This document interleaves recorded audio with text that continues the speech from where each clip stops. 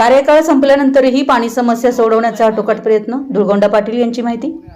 सध्या ग्रामपंचायत प्रशासनाचा कार्यकाळ संपला असला तरी आम्ही सर्वजण गावच्या हितासाठी आमदार दुर्योधन हैवळे यांच्या सहकार्याने चर्चा करून पिण्याच्या पाण्याची समस्या सोडवण्याचा प्रयत्न करत आहोत, असं माजी ग्रामपंचायत सदस्य धुळगोंडा पाटील यांनी सांगितलं। बोहची सौंदती इथं पिण्याच्या पाण्याची समस्या निर्माण होऊ नये याबाबत करण्यात आलेल्या उपाययोजनेबद्दल बोलताना धुळगोंडा पाटील म्हणाले की गावातील पिण्याच्या पाण्याच्या समस्येवर तात्पुरता उपाय म्हणून गावातील शेतकरी अख्तर चंदुरे आणि अनिल हंजे यांच्या मालकीच्या 2 खासगी पाईपलाईनमधून पाणी घेऊन गावाला पुरवण्यात येत आहे। मे महिन्यातील उच्च तापमानामुळे पिण्याच्या पाण्याची समस्या निर्माण होते, तसेच कृष्णा नदीची पाणी पातळीही कमी झाली आहे, ज्यामुळे पिण्याच्या पाण्याची समस्या निर्माण होऊ नये यासाठी आम्ही ग्रामस्थांना पाण्याचा जपून वापर करण्याचा आणि ते वाया न घालवण्याचा सल्ला दिला आहे।